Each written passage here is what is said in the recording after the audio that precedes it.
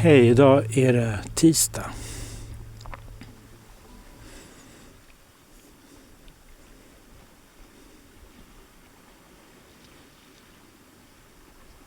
Jag tänkte på vägen hit på det här barnprogrammet som gick när jag var liten. Jag tror att det hette Fragglarna.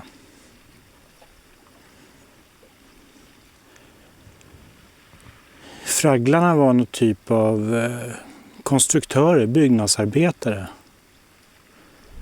Som små legofigurer.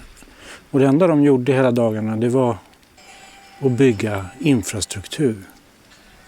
Vägar.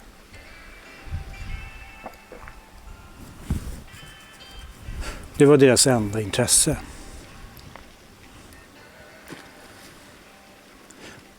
Och sen när de hade byggt, eller de byggde ju hela tiden, men när de var mitt uppe i det oändliga, eviga byggandet så brukade det komma monster och sabotera fragglarnas infrastruktur och vägar och broar och äta upp dem.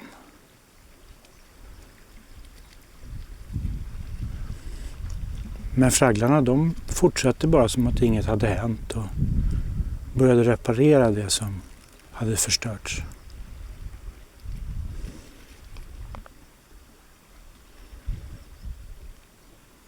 Precis som en myrstack. När man sticker ner en pinne i en myrstack. Då skickas trupper ut för att reparera skadan. Är vi som myror? Är vi som fragglar? Är alla människor som fragglarna? Eller är vissa människor som kakmonstret också? Jag tror inte att de här monstren som förstörde för fragglarna var avundsjuka på fragglarnas eviga byggande. Det var nog mer så att de här monstren förstod nog inte riktigt vad fragglarna höll på med. Jag tror inte ens att de ville förstöra för fragglarna.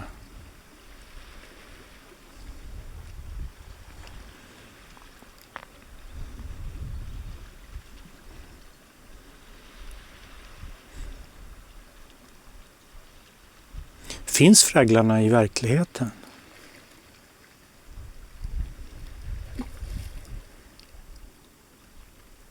När man ringer runt till myndigheter som jag har gjort idag så tror jag att de finns. Att de är väldigt många. Och att de har byggt sådana strukturer så att det nästan känns hopplöst att ens börja sätta sig in och ifrågasätta vad det egentligen är de håller på med. Jag fick svar från Sida idag.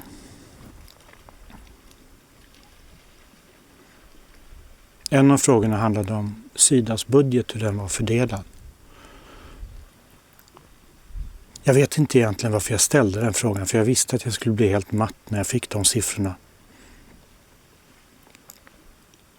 De siffrorna säger ingenting.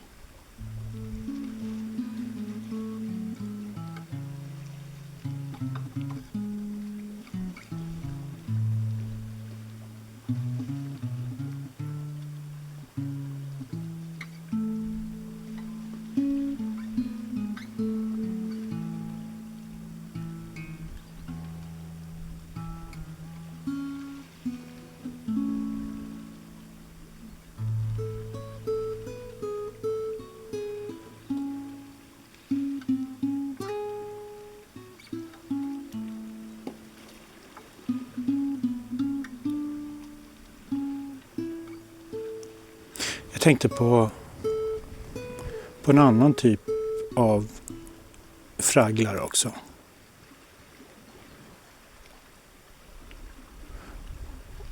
Och det är lite äldre människor som kanske har jobbat på ett tråkigt kontor hela livet. Och så blir de pensionärer och då tänker de att de ska förverkliga sina drömmar och vara aktiva. Eller så är det bara så att de inte kan koppla av. Att de måste hålla igång och göra någonting för att inte få ångest, för att hålla ångesten borta. I vissa fall då, så främst bland äldre män, så börjar de renovera och bygga om sina hus och landställen. De köper verktyg, motorsågar, fräsar, sticksågar. Alla möjliga verktyg som de inte har en aning om hur de fungerar.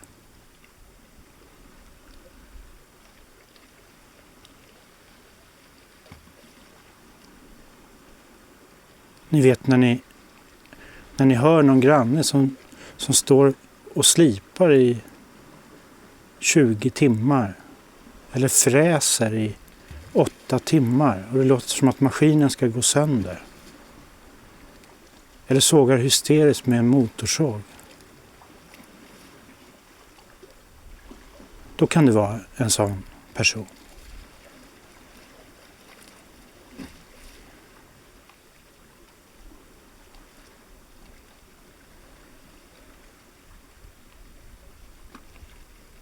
Det kanske känns meningsfullt för dem och då är jag glad för deras skull. Jag önskar att de skulle kunna ägna sina fria sista år åt och lite mer djuplodande verksamhet. Det kan ju vara farligt också och helt plötsligt börja använda livsfarliga maskiner. Sticksåg till exempel, jättefarlig. Kan slita sönder hela händer. Eller du kan få en smocka på hakan. För att inte tala om motorsåg. Där kan du ju klyva hela huvudet.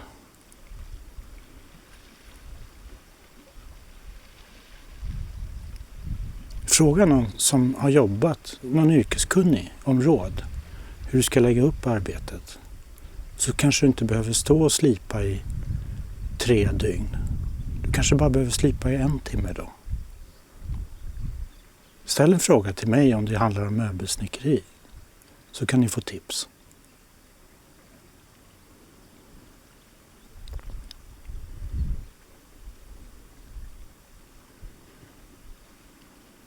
Kan man kalla myndighets-Sverige för en infrastruktur? En del av infrastrukturen.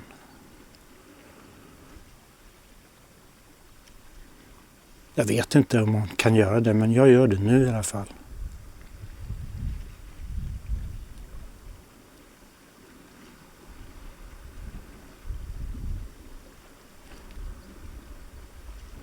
När man läser på Sidas hemsida så står det att om Sida la om sin biståndspolitik, kan man säga biståndspolitik? Biståndspolicy, biståndsinriktning, jag vet inte. Men i alla fall när Anders Borg var finansminister så står det på Sidas hemsida fortfarande, eller om det var en artikel. Jag tror att det var en artikel, de intervjuade en expert på ABCDE-frågor på Sida.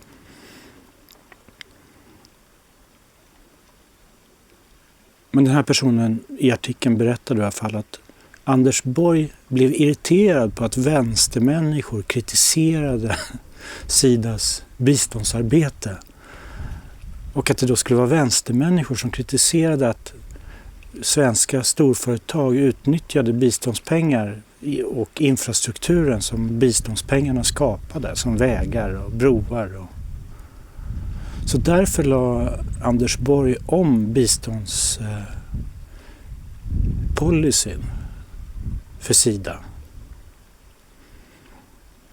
Så att efter 2015 så finns ingenting av det här gamla korrupta kvar. Nu är allt helt perfekt och bra och jobbar bara för att hjälpa andra länder att bli demokratier. Och det går väldigt dåligt också för svenska företag. Vi kan ta en lista här på de svenska företagen som jobbar i det här projektet som jag har tittat närmare på de senaste dagarna. Men alla de företag ni ser här, de är med i den här utvecklingsgruppen. Och det går jättedåligt för dem i nästan alla länder. För att de har förlorat moment mot Kina. Alltså det är sån jävla bullshit så det finns inte. Men och hur ska man, nu exponerar jag det inför er här, men hur ska vi ta det vidare? Det känns ju som en uppgift som är så stor och omfattande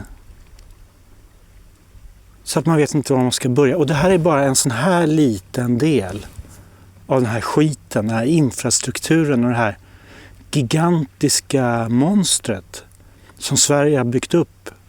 Som sträcker sig över hela världen. Det är som ett mycel, heter det? Svampars nätverk av rötter.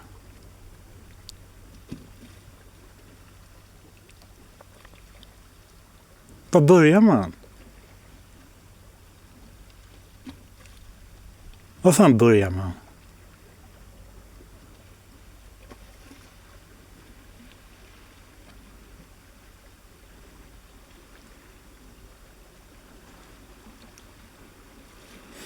Hoppas att det är så att kungen ska tvingas bort nu. Hon som är så lik Victoria, hon uttalade sig i SVT igår igen. Om att kungskobran hade blivit satt i isoleringscell. Och sen riksdagen fick igenom någon proposition där att de ska utreda monarkin. Det kan inte vara dåligt i alla fall. Den där kungen, han verkar vara en riktig djupa statare. Varför var han tvungen att åka till Brasilien precis när valet skulle avgöras där?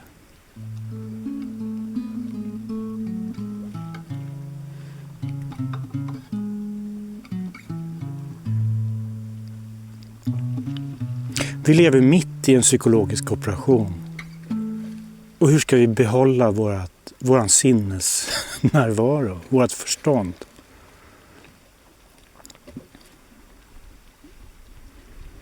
–153 personer dör för att de firar Halloween i Sydkorea. Medan hundratusentals står packade som sillar i Brasilien och firar vänsterledarens seger. Men de får inte andningstillstånd. Är det för att de är vänster då?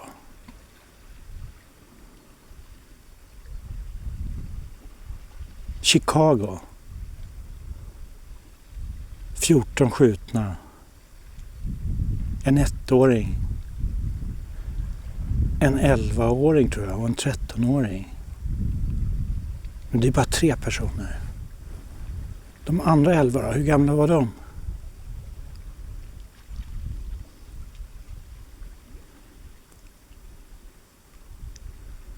De här globalisterna, de korrupta krafterna i världen, de fortsätter som vanligt, ser ut som på ytan.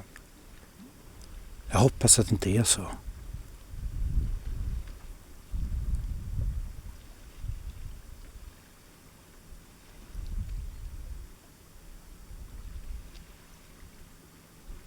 Tänk om det skulle vara så att man berättar för människor via media att jättemånga människor dör för att det är farligt att människor får röra sig fritt i städer. Då kommer ju de människorna som tror på det vilja att man begränsar människors fria rörlighet i städer.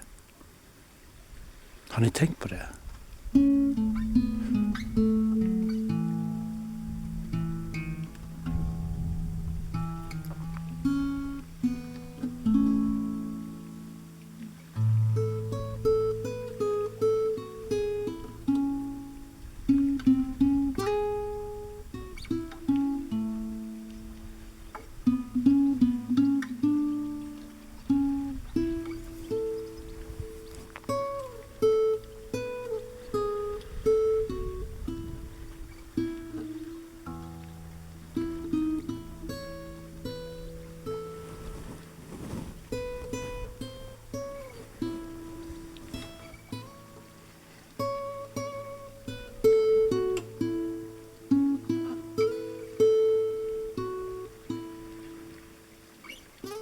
har inte så mycket mer att säga, men det var så fantastiskt att sitta här.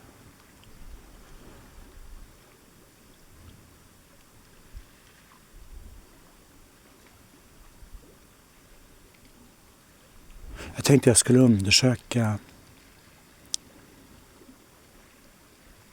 MSBs arbete i Irak.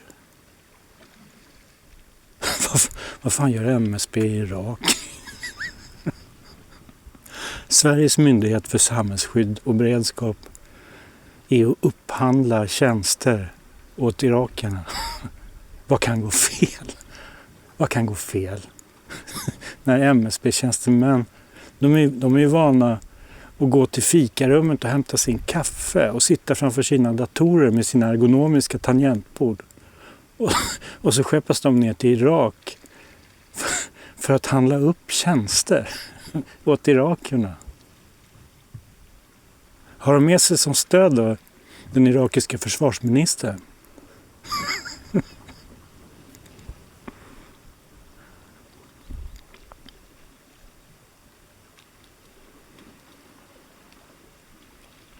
Visste ni att Skatteverket har en massa uppdrag i Afrika?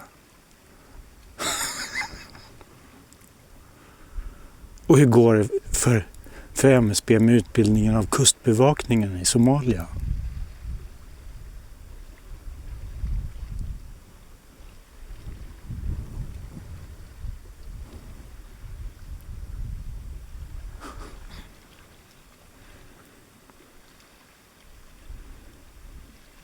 Vi måste på något sätt krossa medias propaganda. Men hur fan gör vi det? Ska de få ljuga utan konsekvenser? Jag menar, nu hade vi ju...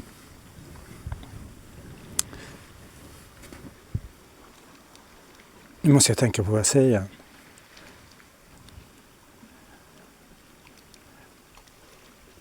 Vi hade ju någonting som började 2019 och sträckte sig i 2 år, som innebar att alla var tvungna att ha munskydd på sig. Jag vet inte om ni kommer ihåg det. Men då fanns det ju massor av myndighetspersoner som uttalade sig. Och nu börjar det visa sig att det som de uttalade och deras ståndpunkter, det stämde ju ingenting.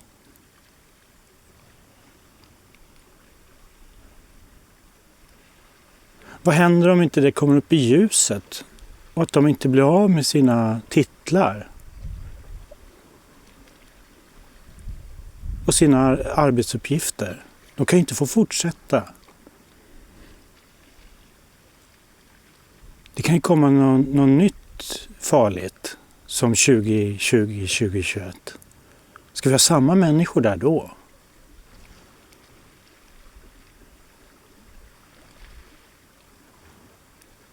Så kan vi inte ha det. De måste ju på något sätt identifieras och isoleras från den typen av arbetsuppgifter framöver.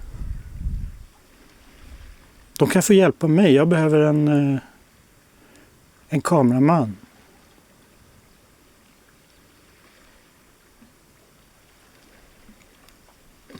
Jag vet inte, men kanske. Ni får skicka en arbetsansökan.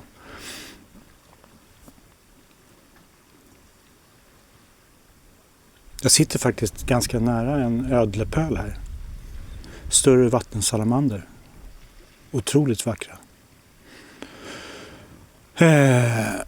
Men då på något sätt så känner jag att det måste komma ett avslut på det. Att människor, det är inte att huvuden ska rulla utan det är bara att de måste identifieras och det får inte ske igen. Att myndigheter behandlar sin befolkning, eller det här är ju globalt, på det sättet och skrämmer människor. Det handlar framförallt om att de inte ska skrämma medborgarna som de är ditsatta att arbeta för och föra medborgarnas talan. Det är deras jobb. De är där för oss. Inte för att skrämma oss.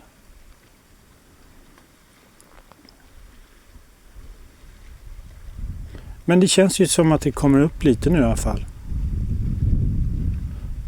Men då har vi nästa sak, då har vi Ukraina.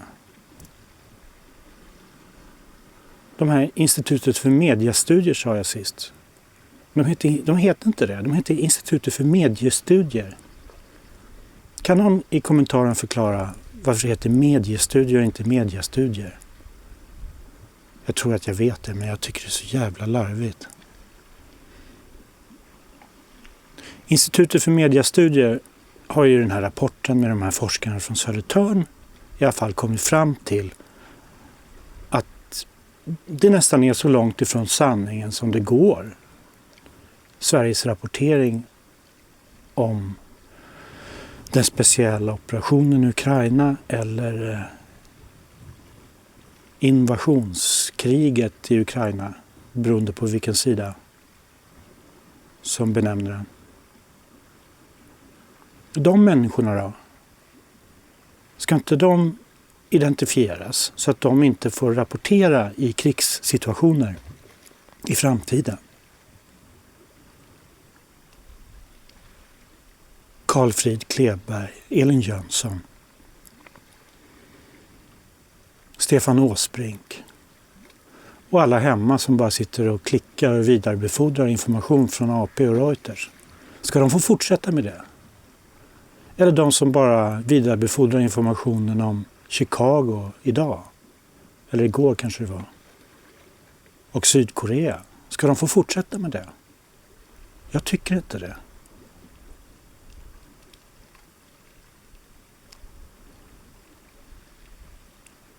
Ska Paasikivi få fortsätta att vara expert i krigssituationer och förklara för svenska befolkningen vad som händer i konfliktzoner? Jag tycker inte det. Ska Emil Jonsson få göra det? Professor i rysk krigsföring? Nej, jag tycker inte det. Jag tycker att han har visat att han inte är lämplig att göra det.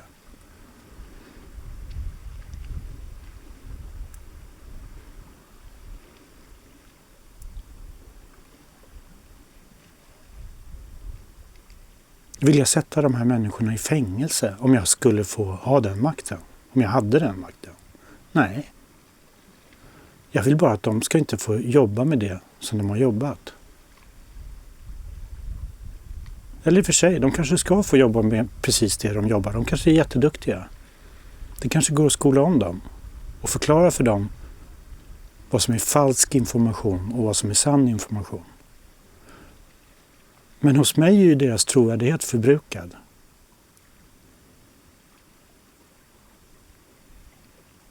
De kanske ska få en chans till allihopa. De kanske är jätteproffsiga.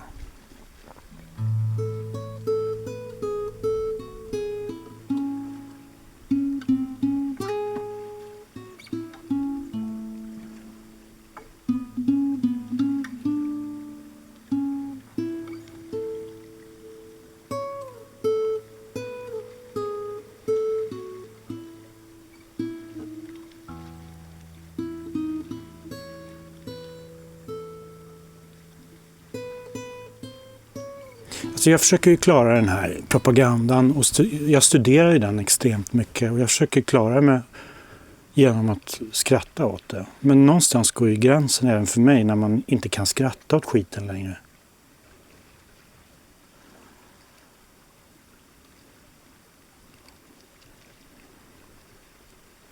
Vad ska man göra då? Ska man flytta till en grotta? Jag undrar om man överlever i en grotta.